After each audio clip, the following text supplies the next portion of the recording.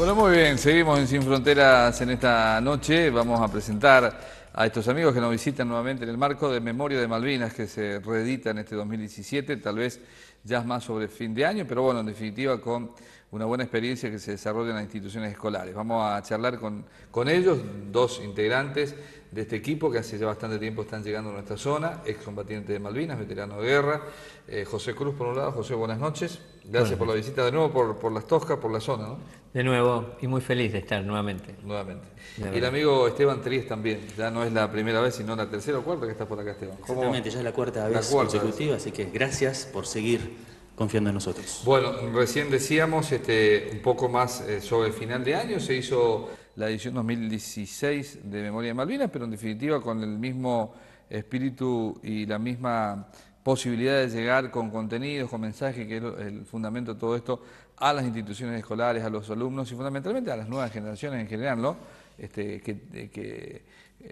Bueno, ustedes llegan con sus mensajes, con sus historias, todo relacionado con Malvinas, pero muy contextualizado tal vez con el presente y con las realidades que hoy viven los jóvenes fundamentalmente. Es un poco la idea siempre. Es el objetivo fundamental al que llegar justamente a los jóvenes a través de los valores que nos tocó conocer y aprender a distinguir allá en el año 82, en un campo de batalla, pero encontrar un para qué estuviste en un campo de batalla justamente. Y bueno, cuando uno después de muchos años de analizar esa vivencia, podés transmitírsela a chicos de 18, 19 años que eran la misma edad que teníamos Sí, nosotros, claro, ahí y está. poder aceptar que ellos también son capaces de poder hacer exactamente lo mismo que hicimos nosotros. Ese es el objetivo, y fundamentalmente a los docentes, que los docentes también conozcan cómo llevar Malvinas, no desde una situación victimizante o de lástima, sino justamente llevar con orgullo, con honor, una causa tan noble. Bueno, se ha hablado mucho en los últimos tiempos, y en particular, el tema, bueno, soberanía, la situación, bueno, con Gran Bretaña, la cuestión a nivel internacional, en el marco de la diplomacia, por supuesto. Preguntan esto un poco los alumnos, ¿están interesados por el presente de lo que acontece con Malvinas, la actual postura, digamos, del actual gobierno, lo que se dio hace poco también, o están más interesados en las historias, lo que ustedes les puedan contar, trasladado a esto que son sus actuales vivencias? Yo creo que los alumnos están más identificados con la vivencia personal de lo que, por qué se hizo el servicio militar, por qué nos llevaron directamente a llegar a decidir una situación bélica, y se enfocan más, se sienten más reflejados en esa identidad. Pero nunca falta esa pregunta con respecto a la situación actual, de De soberanía, soberanía. de por qué el Tratado de Madrid. Nosotros tratamos de políticamente hablar muy puntuales. O sea, nosotros tenemos nuestro prejuicio o nuestro preconcepto en lo que Claro. respecta a esas decisiones políticas. Sí, claro. Lo que sí tenemos una autoridad absoluta en relatar la vivencia, el qué pasó en el campo de batalla, el cómo actuó tu compañero, tu líder, tu jefe, y cómo estás hoy. Y eso es muy importante porque la guerra tuvo un momento, tuvo un contexto histórico, tuvo un contexto político, todos sabemos, ya lo hemos charlado, pero sus experiencias, José, las vivencias que ustedes tuvieron, el hecho particular de vivir una guerra con tan corta edad es el fundamento de todo aún ahora, un poco trasladar aquello a estos tiempos. ¿Que alcanzan los jóvenes a comprender, pueden trasladar más de 30 años a esta modernidad en donde la tecnología abunda, en donde las comunicaciones no es ni por cerca lo que era justamente en el 82, y ser joven hoy de 18 años tal vez tenga algunas similitudes, pero mucha diferencia con aquellas épocas? Sí, yo creo que en principio lo que tratamos de igualar las cuestiones es lo que nosotros con 18 años hicimos y lo que ellos están haciendo ahora con 18 años. Lo cierto es que el producto terminado, como ser un soldado que vuelve de la guerra, es un producto terminado de una mentalización, de una preparación y de situaciones difíciles como lo que encierra la guerra en sí. Pero hoy en día ellos se enfrentan a otras adversidades, a otras guerras, constantemente, y es ahí donde viene la experiencia de lo que nosotros vivimos con relación a lo que a ellos les toca vivir ahora.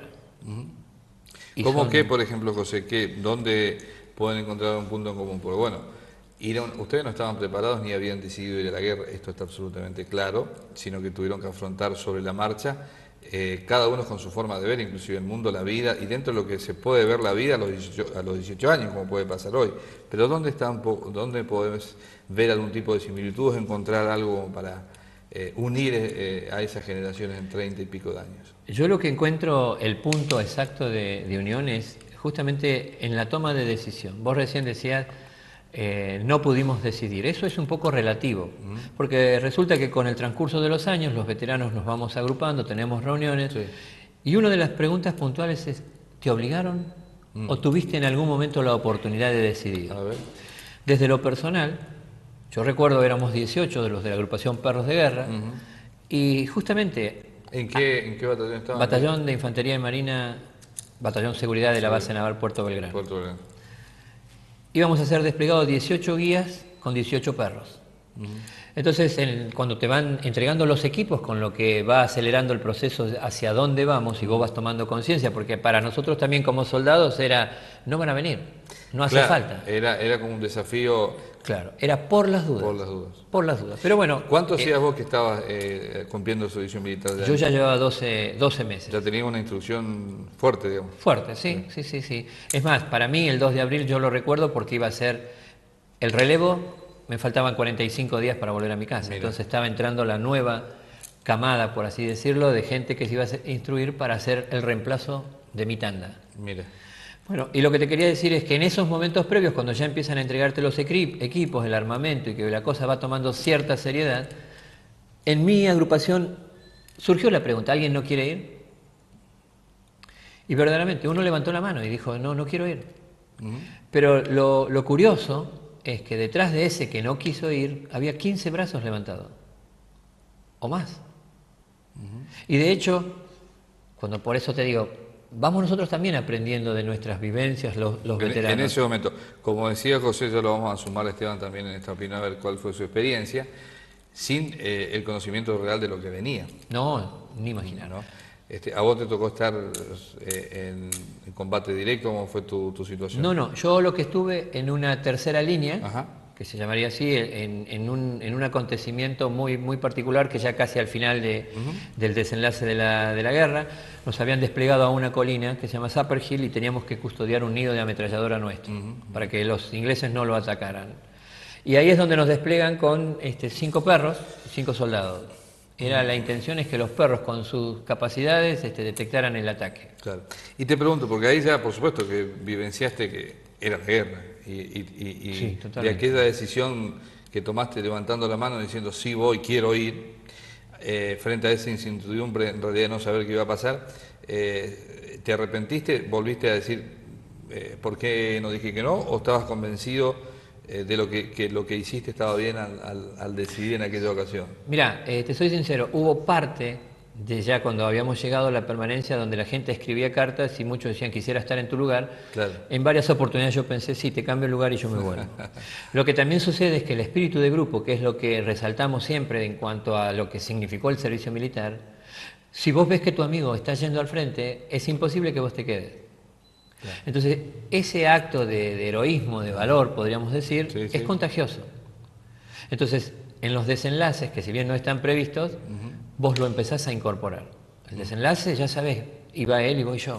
Bueno, esa situación es tan intrínseca entre los camaradas, entre los soldados, supera a la guerra inclusive. Totalmente, Digamos, totalmente. supera lo que fue la estructura del conflicto bélico. Totalmente. Tiene que ver más con las conductas humanas en situaciones extremas y todo lo que ustedes hoy trasladan, ¿no? Que en definitiva Tal cual. es así. Uno termina peleando por el hermano que tiene al lado, no contra un enemigo, porque Claro. no lo conoces. No lo conoces. Pero sí conoces a Roberto, a Juan, a Pedro, y conoces la idiosincrasia, de dónde vienen, qué hizo, cómo te ayudó, dónde estuvo en cada momento, y eso te lleva a continuar con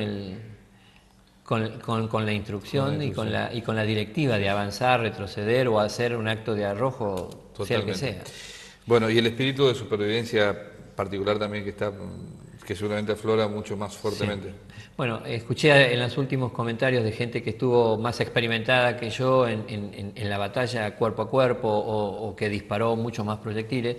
Uno de los estimulantes es la misma pólvora, es decir, la pólvora te va contagiando ese arrojo y más los gritos y más la desesperación. Entonces sacás el coraje y el valor de donde quizás vos menos pensaste que iba a haber. Pero ahí está. Bueno, Esteban, de lo que estábamos hablando con José, ¿cuál fue tu situación parecida a él? ¿Pudiste decidir? ¿Decidiste, no decidiste? Como todo lo que charlamos, ¿cuál es tu postura, tu visión? Coincido prácticamente en la totalidad con lo que dice José, o sea, son experiencias admirables y maravillosas cuando a vos te dan la opción de decir con qué grupo de compañeros vas, con la compañía del Regimiento 3. Y si vos me decís, bueno Esteban, hoy pasaron 34 años y tenés que Sí, volver, claro. ¿qué vas a buscar? ¿Jóvenes que estén preparados? No, déjame volver con los mismos compañeros de la compañía, aunque estén más gordos, pelados, vengo. Entonces vos decís, ¿cuál es el mensaje que vos le estás dando a los jóvenes hoy? Ante esa misma situación de una vivencia extrema, límite, ¿qué hago con esto? ¿Qué hago? ¿Me desespero, me pongo a llorar y me deprimo? ¿O saco coraje y busco a quién tengo alrededor y cómo salgo a superar esa situación extrema, límite que me toca vivir? Que hoy, bien lo dijo José, puede ser un problema de drogas, un problema de salud extrema o algo por el estilo. Y eso es lo que te da la fortaleza. Un problema familiar también irresuelto. Hoy los jóvenes, en los tiempos modernos, hablamos mucho de la violencia, del bullying, de situaciones extremas que los jóvenes viven, tal vez con menos edad que ya todo se va cortando, tal vez no necesariamente en esos 18 años promedio que todos ustedes tenían. Pero sí saber, a lo mejor alguna herramienta que ustedes le puedan dejar a esos chicos, estos jóvenes, ustedes recorren en distintos lugares y les pueda servir. Vas a saber a cuántos les ha servido, seguramente. ¿Alguna experiencia que ustedes... Seguramente sí. A ver, las experiencias han sido coincidentes en cada rinconcito del país donde hemos estado, en cada escuela, no importaba si la escuela era pública, privada, si era un centro de recuperación de adictos, si era el colegio militar de la nación o una escuela donde los chicos van por su plato de comida. Claro. O sea, coincidentemente, cuando uno termina de estar frente a la exposición de esos chicos que empiezan a conocer Malvinas, no desde la situación bélica extrema, sino desde una situación de vida, empiezan ellos a sentirse reflejados y a aceptar, agradecer y aparece una sonrisa. O sea, vos ves las fotos desde el primer charla que hemos dado hace 15 años atrás en las primeras escuelas hasta las que estuvimos viviendo hasta hace pocos minutos acá.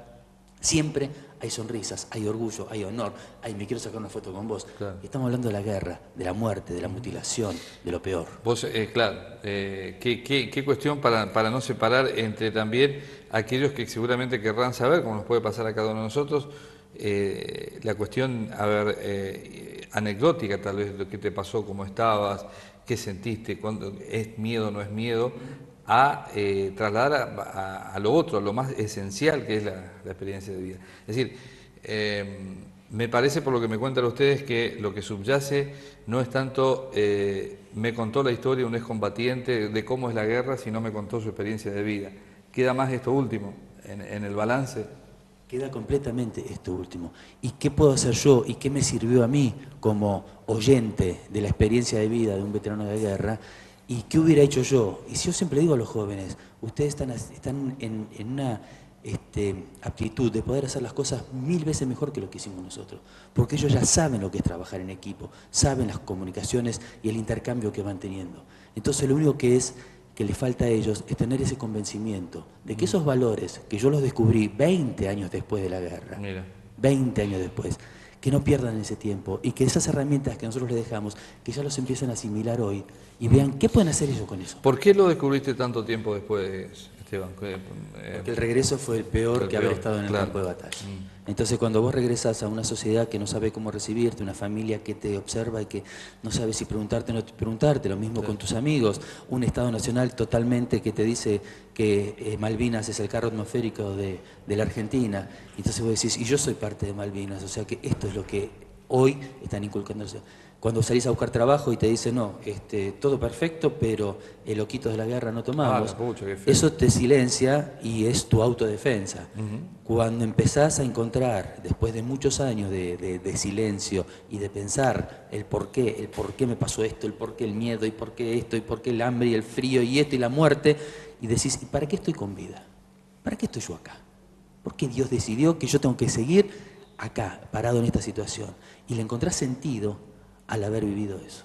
Y ahí todo lo horroroso decanta y todos los valores quedan en arriba del tamiz. Y eso es lo que le dejamos, no solamente a los chicos, a la sociedad en general. Es orgullo. José, ¿te pasó algo similar? Sí, bueno, yo tardé un poco más que Esteban, yo tardé entre 27 y 28 años en identificarme, en ponerme mi ropa verde, en saber que esos hermanos que de alguna manera venían reclamando ciertas reivindicaciones, era mi tribu. Yo pasaba por la vereda de enfrente y decía, no me voy a juntar con estos. ¿Por ¿no? qué, José? ¿Qué pasaba? Y hay muchas razones, entre ellos, desde la personal, muchas veces el soldado se autocensura y se flagela por la sencilla razón de que para nosotros los héroes son los que murieron. Entonces, el haber vuelto es como algo indigno. Deberíamos ¿Vos pensabas eso personalmente? Sí, ¿Que eras siempre. indigno, que no estabas a la altura de lo que Sí. la patria requería? En principio sí, y después se suma el hecho de decir, todo lo que viví no le sirvió a nadie. Entonces, mejor hubiera sido haber quedado allá en las islas enterrado y no ver cómo éramos tratados posterior a eso, donde te sentís absolutamente solo, incomprendido, es decir, solo encontrás el par en otro veterano, porque estamos hablando de lo mismo.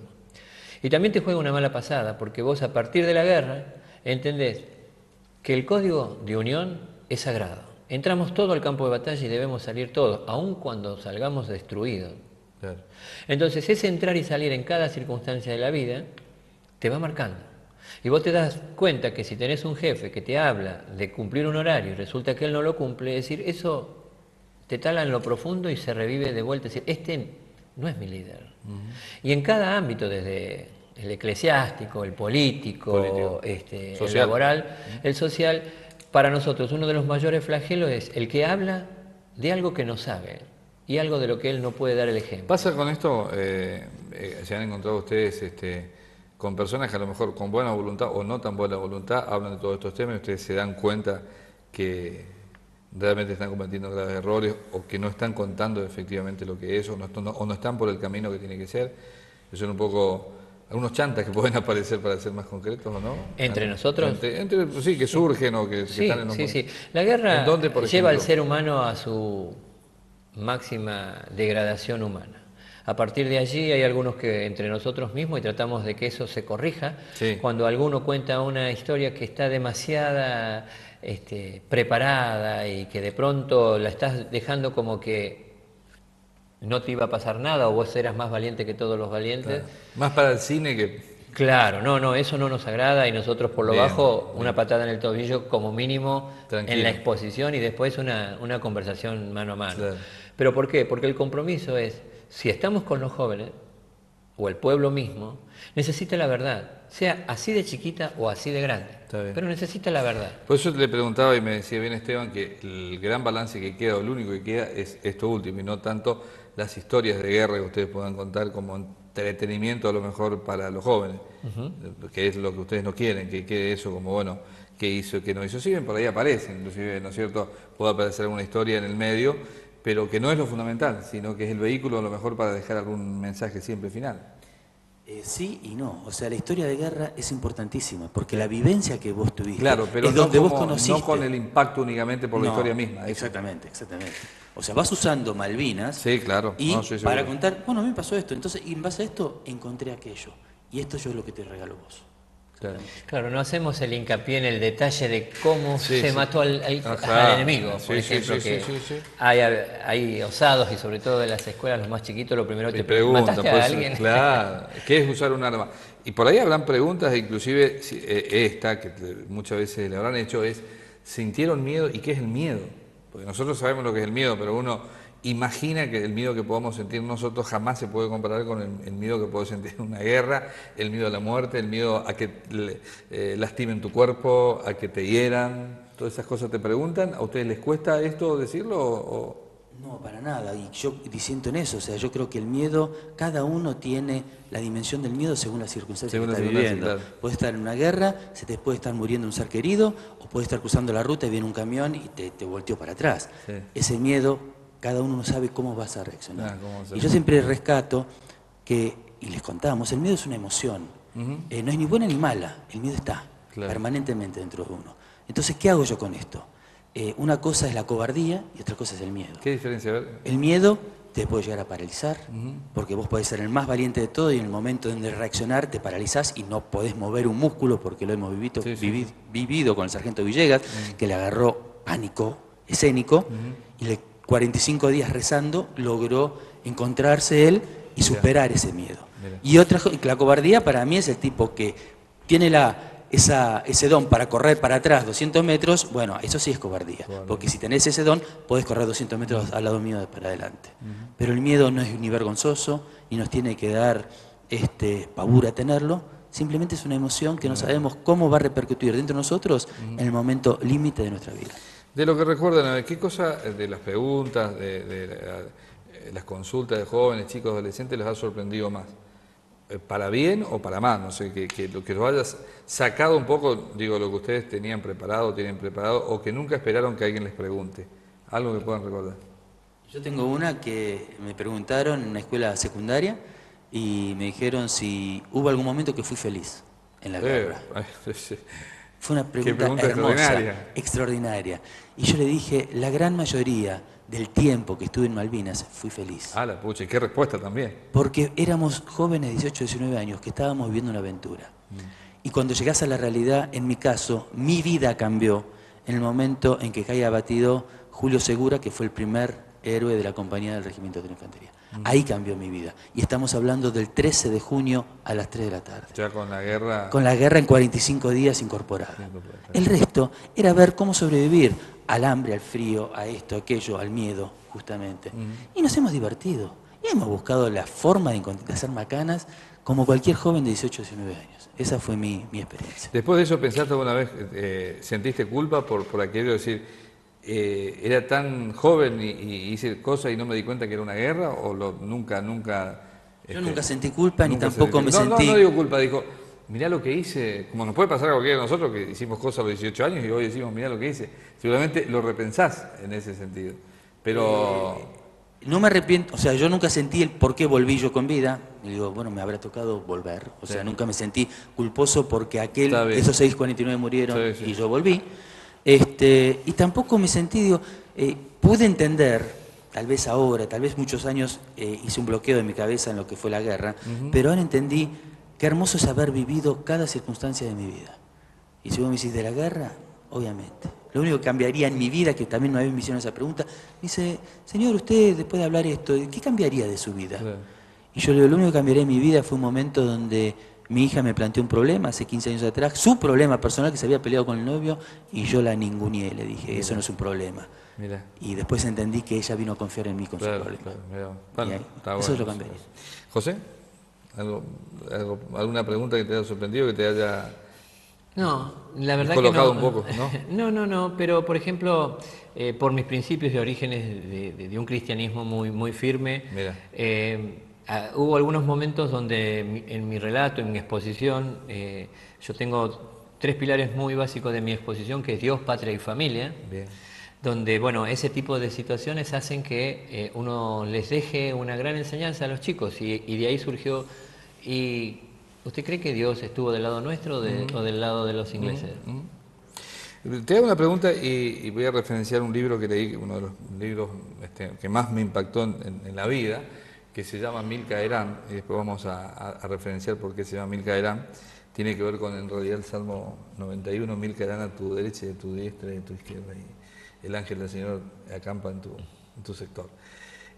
¿Vos eras cristiano ya cuando fuiste o después tenías profundas creencias? No, ya tenía un origen, yo soy de la religión mormona. Ajá. Mi origen es esa formación. Está bien, pero a esto te refiero, porque en el libro Milka Erán es la historia de un soldado de la Segunda Guerra Mundial que hizo todo lo que tenía que hacer en cuanto a obedecer las órdenes militares, pero no disparó un solo tiro, no mató jamás. Tomó la decisión, pero el libro sintéticamente cuenta el gran milagro que ocurrió para que eso no se diera, ¿no? ¿Alguna vez ustedes pensaron eso, saber que los podían matar, pero que ustedes podían matar a otras? Bueno, ese fue uno de mis cracks en la cabeza por haber crecido en un hogar cristiano y donde nunca entró una respuesta coherente de qué pasó con Dios en esa guerra. ¿Dónde estuvo mi Dios? Claro. Y ahí es donde uno empieza a querer justificar el accionar y el procedimiento. Yo me lo cuestioné y dije, ¿qué hago? ¿Mato, no mato? Crecí toda la vida en principios donde la vida es lo más Esencial. maravilloso y esencial. Y está en manos de Dios, única y Tal cual. exclusivamente. Pero sí llegué a la convicción, sobre todo en la batalla final, y que me faltaría metros para entrar en combate, sí iba a cumplir con la consigna que correspondía a mi fuerza y a mi lugar y iba a custodiar. Seguramente, y gracias a Dios, no tuve esa participación, no hay ese pesar, no me atormenta ese pesar específicamente si maté o no maté, gracias a Dios, por supuesto, pero que fue motivo de cuestionamiento de un montón de otras cosas, donde la guerra lo hacen los adultos y lo pelean los jóvenes, y sería mejor que lo pelearan quienes realmente tienen el conflicto y nosotros fuéramos parte del público, y que se peleen dos nada más y no que mueran 14.000. ¿Rezaste tenías la gimnasia de rezar en esa época, siendo joven, rezaste allí? Sí. Nosotros, por línea general, los mormones, digamos que en la diferencia no rezamos sino oramos. ¿Y cuál es la diferencia? Que al rezar vos repetís una oración, sí, claro, y al orar generás la oración. Eso en mi ámbito y en mi grupo, que ya lo conocían, cuando íbamos a salir, dale, vos que te comunicás mejor con Dios, hacer a vos la oración y que pedí la protección. Entonces era como el interlocutor, dale, pero hagan ustedes también su propia oración. Y a ciencia cierta creo que esto es una experiencia más de lo que significamos cada uno en ese ámbito. Claro. Te encontrabas con todo tipo de creencias seguramente. Totalmente. Con agnósticos, con profundamente, otros profundamente cristianos y demás. Y lo que te deja, y me dejó a mí en lo particular la guerra, es que el Dios no es solamente de los mormones, ni nadie tiene el atributo. Creo que somos individuos que podemos hacer lo mejor en cada uno y que la verdadera religión o enseñanza va a partir de uno hacia los demás. En ser mejor personas más que tener una investidura, una ropa que te identifique, trencitas o anudarte un cordón o algo por el estilo. Claro. No. La verdadera conversión vino cuando encuentro a mis hermanos. La conversión es esta: cada vez que salimos a dar una charla, nos convertimos en el referente de esos jóvenes. Y esos jóvenes nos van a encontrar tirando un papel, si es que lo tiramos, enojándonos si nos pusieron la luz alta en los ojos. Entonces, si nosotros nos olvidamos de esa prácticamente consagración a la causa y de sembrar valores, también entraríamos en lo mismo que hacen todos los demás, seríamos como caretas y los jóvenes no van a tener una identificación. Claro. Esteban, ¿a vos cómo es tu cuestión? ¿Cómo fue tu cuestión de la creencia cristiana, del apego a Dios directamente? Orar, rezar, depende cómo... pero está buena la aclaración que decía José, ¿no? Yo me había criado en una familia católica y cumpliendo los mandamientos básicos que había que hacer. Muy tradicionalista. Había que bautizarse, había que tomar la comunión, claro, pero había que... O sea, no era la creencia. Yo a Dios lo encontré en Malvinas. ¿Sí? Con Dios dialogué en Malvinas. Lo abracé. Mira. Me prometió cosas, me las cumplió todas. Yo le prometí varias. Me faltan cumplir muchas. Y así pasa. Pero si no, no serías un ser humano. No seríamos humanos. Pero realmente, de ahí yo siempre digo, como lo dice José, no importa el Dios que sea. Había judíos, había ateos, había de todo, pero había una fe, había una esperanza. ¿Vivieron una experiencia de jóvenes? Yo no sé si a esa edad uno piensa tanto de ser no creyente, agnóstico, ateo. No sé si decir ateo, porque la mayoría podemos colocarlo dentro del grupo de los agnósticos, o poco fanáticos en el desarrollo de alguna religión. Pero ¿encontraste alguna experiencia de alguien que le pasaba muy de lejos el tema de Dios y como te pasó a vos, se compenetraron mucho? El sargento Villegas fue automático, o sea, empezó a rezar y tuvo un acercamiento con Dios que le dio la fortaleza y la seguridad y la confianza para que en el último momento, cuando entramos en combate directo con los ingleses, poder dar ese paso y conducir un grupo con un equilibrio y con una seriedad, como él mismo lo relata y se asombra, o sea, no sé si se asombra, ya estaba tranquilo. Él dijo, Dios iba a decidir quién volvía y quién se quedaba. Y que teníamos que hacer todo lo que habíamos aprendido y con la frente en alta y subiendo. Ese era el líder que ustedes tenían. Ese es el líder. Claro. Y un líder que de repente uno se va descubriendo en el día a día. No es un líder que se forma en los libros o hoy que los escuchás los CEO de las empresas. Es el líder que con sus valores originarios en su hogar, en su casa, en su humildad, te marca el camino y te hermana de por vida. Se agregan más a la mesa de Sin Fronteras de Memoria de Malvinas. Vamos a saludar a Víctor Villegas. Víctor Villagra, acá está. No me quiero equivocar siempre. ¿Cómo va, Víctor?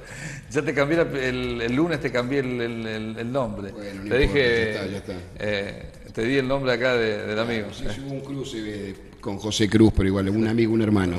Otro infante de marina, así que está Bueno, bien. perfecto. Y Manuel Villegas, ¿cómo va, Manuel? Ramón, buenas noches. Gracias por la invitación. No, por favor, tenemos que agradecer a la profesora Nancy Sánchez, que sigue siendo la gran coordinadora general, no solamente del programa Memoria de Malvinas, y que los está llevando a tantos lugares que los ha llevado, sino que ha gestado que estuvieron ustedes Sin Fronteras una vez más, lo cual agradezco. Ahora se han sumado ustedes. Bueno, hemos charlado en el primer bloque, largo y tendido, ustedes algo agarraron en el final, recién preguntaba, y lo que charlamos con ellos precedentemente tiene que ver un poco con los fundamentos de vida, los fundamentos cristianos que tienen ellos, y qué les pasó a ustedes, en este caso en la guerra, en la relación con Dios, así de sencillo y así de profundo tal vez.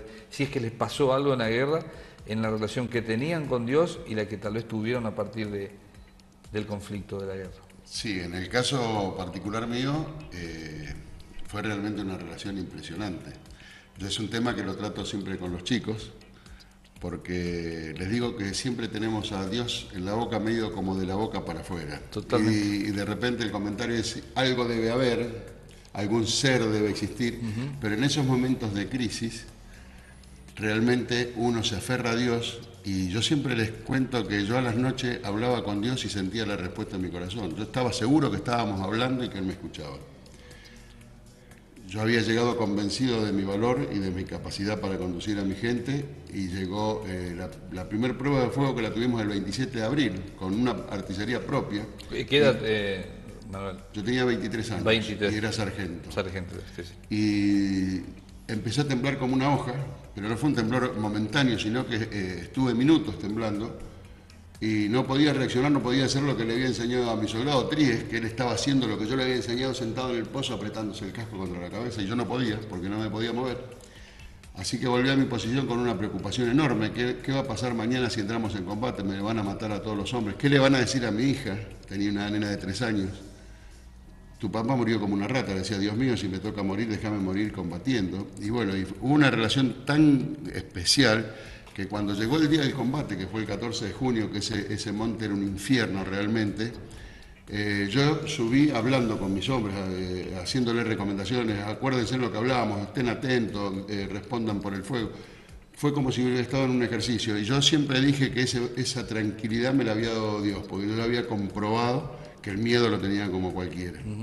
Así que fue una relación que hasta me da vergüenza admitirlo, pero que es difícil volver a entablar esa relación con Dios cuando no te pasa nada. Surgió por esto, hubo algo que le hizo clic en ese momento, más allá que por supuesto el conflicto, la guerra. Usted decía, como muchos, tenemos una relación laxa con Dios, digamos, Sí. o algo, que no, digamos, si tenemos una religión o no, depende de cada uno, pero bueno, es como que nos tomamos el tiempo. Ya va a haber tiempo para Dios, ya será el tiempo. Hago ¿no? las cosas bien, sí. Hago las cosas Sí. bien.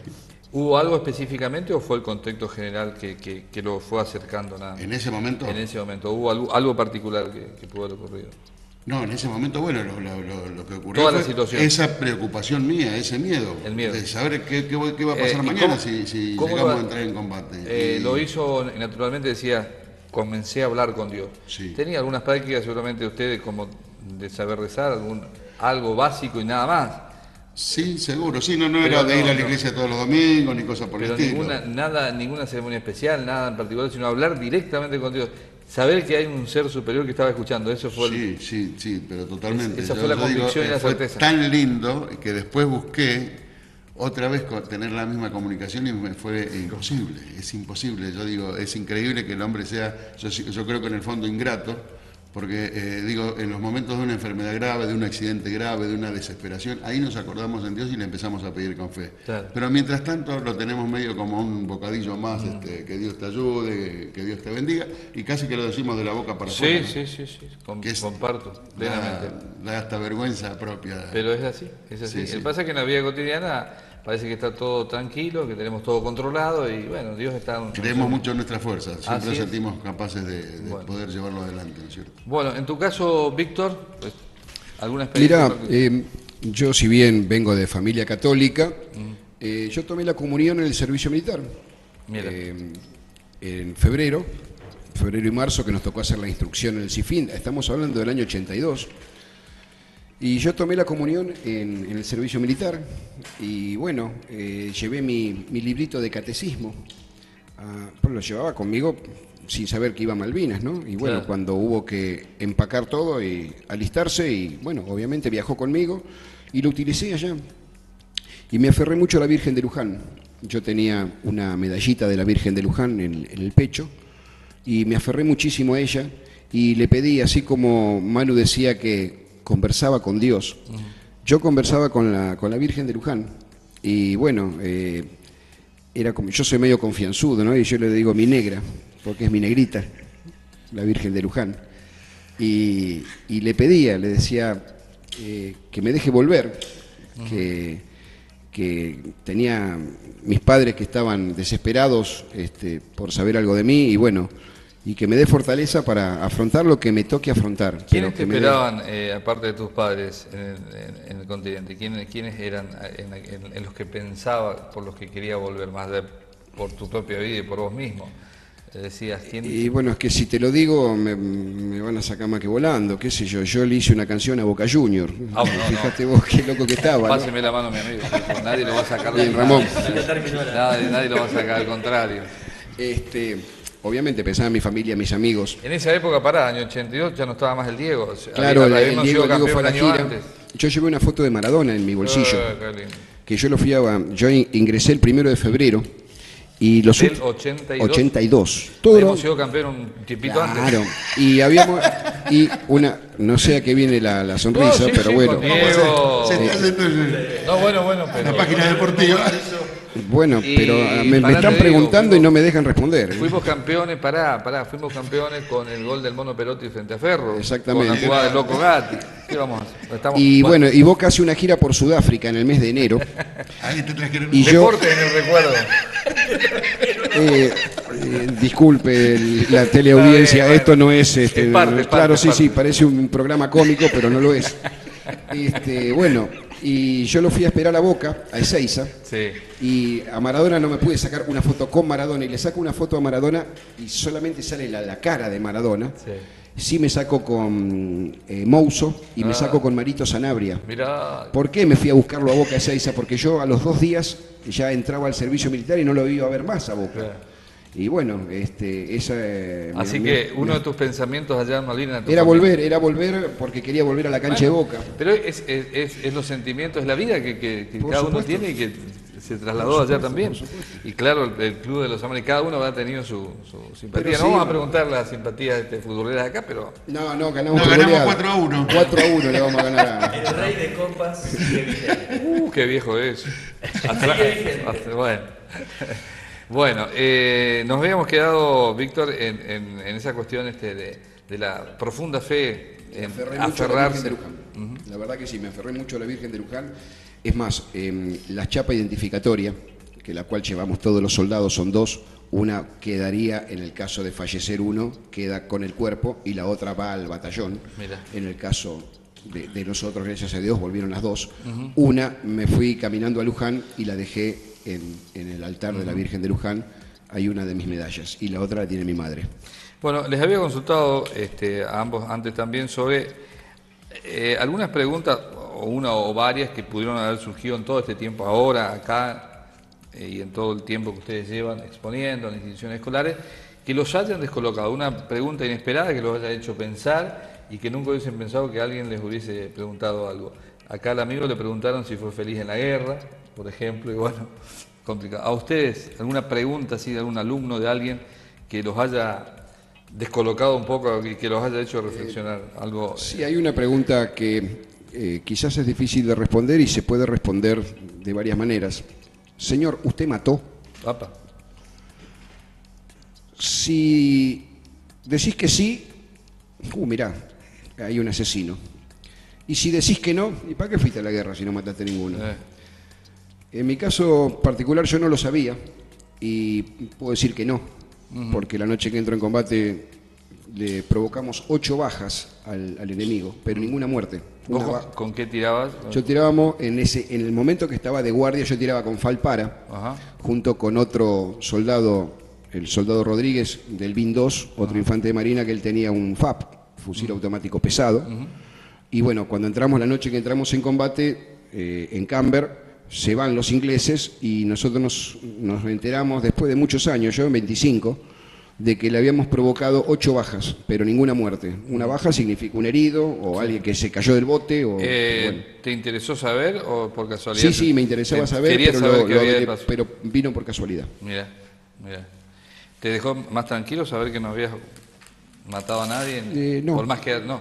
No. Es decir, cuando uno tira, yo tiré a matar. Claro. Pero a mí me estaban tirando a matar, no me estaban tirando para saludarme o decirme... Sí, claro, sí. O sea que esa pregunta te la hicieron y Me la hicieron y quedé como descolocado y encima era un colegio primario, era un sexto, séptimo grado. Y bueno, la respondí sin saber todavía la respuesta. Hoy sí ya la puedo dar la respuesta. Y dije, miren, nosotros vimos al otro día pedazos de goma flotando y sabíamos que algo habíamos provocado. Ahora, si matamos o no matamos y si fue en mi fusil. Porque no solamente tiré yo, ya de entrada tiró el soldado Rodríguez, que es de Rosario Rodríguez. Y a su vez arriba había entre 80 y 100 hombres tirando, ejército, infantería y marina, todos tirando al mismo sector. Si había algún... es más, de las bajas, tampoco sé si son algunas mías.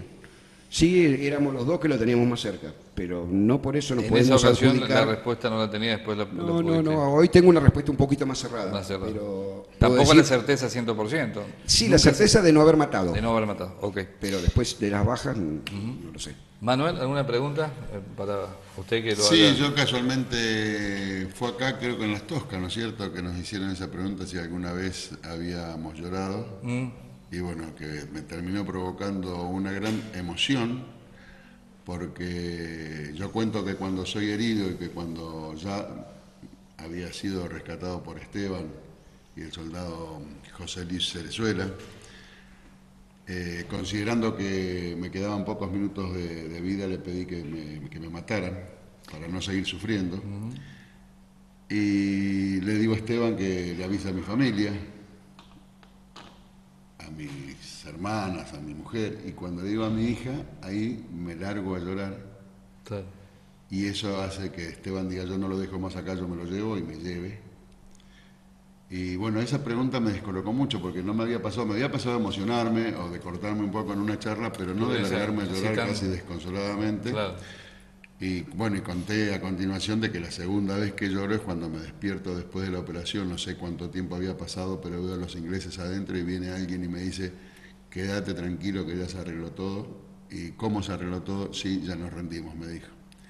Y bueno, y fue llorar hasta quedarme dormido de nuevo porque fue una amargura tremenda, claro, porque uno había vivido y había compartido el gran esfuerzo que se había hecho en aquella gesta por mantener en alto nuestro pabellón celeste y blanco, y la derrota fue terrible. Pensaba, esa pregunta, si lloró o no, es como cierto estereotipo que pueda haber o preconcepto, un soldado no llora.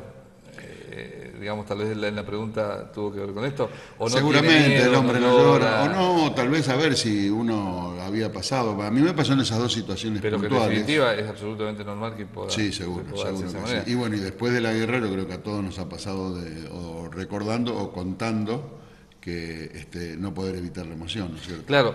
Otra pregunta que se me ocurre hacer y que pensaba recién, porque creo que usted decía, nunca más tuvo una relación tan estrecha y directa con Dios como ocurrió en Malvinas. ¿Les pasó de no volver a sentir sensaciones, sentimientos, experiencias que solamente tuvieron en Malvinas en determinado momento de la guerra y que nunca más después la tuvieron? Y que la tienen como incorporada en la memoria, pero que no se dio más el contexto, ¿qué sé, sentir algo que solamente pudieron sentir ahí? A mí me pasó que estaba segurísimo que si me tocaba morir, iba a estar en presencia de Dios. Es decir, lo sentí, y entre las cosas que también sentí era que iba a poder detener mi sangre. Es decir, ante una herida iba a tener la capacidad de detenerla. Yo creo que hay instancias donde esa comunicación verdaderamente se hace directa, te da la fortaleza, y es la culminación de lo que te viniste preparando. Es decir, todo tu origen se pone de manifiesto allí. Y es ahí donde empieza a surgir una nueva persona, ¿no? Porque vuelvo a eso mismo, cuando al principio hacías como, por lo menos en mi caso, como excepción de usar un rosario, después creo que tenía no menos de 3, y era de qué manera Dios realmente estaba de nuestro lado. Muchos fusiles tenían en la culata la estampita de la Virgen o de Jesucristo. Entonces, vos ves que en las trincheras somos todos creyentes. Es decir, Claro. Hasta el más pintado, qué totalmente. cosa, ¿no? Se Sí, acerca. y el padre Martínez Torres escribió un libro, Dios en las trincheras, y cuando yo vi el título dije, padre, Claro, es tal cual. Claro. Damos fe todos de esa situación. Claro. Ante la gran experiencia de la guerra, la trascendencia fundamental de la vida y la muerte, para el ser humano, para la creación humana. Esteban, te noto no pensativo, pero sí escuchando a los Me encanta camaradas. volver a escucharlo siempre. ¿Algo para agregar de todo lo que ellos mencionaban recién en cuanto a tu experiencia? Más Yo allá lo de que lo que da mucho lo que nos contaste hoy, lógicamente. Lo que sentí en todo momento es que en ningún momento iba a morir. O sea, eso sí, cuando inclusive... ¿Por qué creías? ¿Creías que tu grupo podía estar a salvo? ¿Vos personalmente creías en vos? ¿Confiabas en Dios? ¿O había algo que simplemente te daba esa convicción? Esa tercera expresión. Había algo que me daba esa convicción. Cuando nos acercamos con Cerezuela a rescatarlo a Manuel, era estar convencido que yo sentía que estábamos dentro de una campana de cristal. Y yo a 4 metros, a 3 metros tenía mis compañeros que estaban disparando Sí. de una manera admirable, como estaban combatiendo. Y yo como que estaba compenetrado en eso, y era como caminar, bajar por el campo de batalla y estar convencido de que no nos iban a pegar una bala. Y no hay una explicación lógica. Para nada. Tampoco nunca la busqué. Cuando volví vivo y entero dije, bueno, se dio.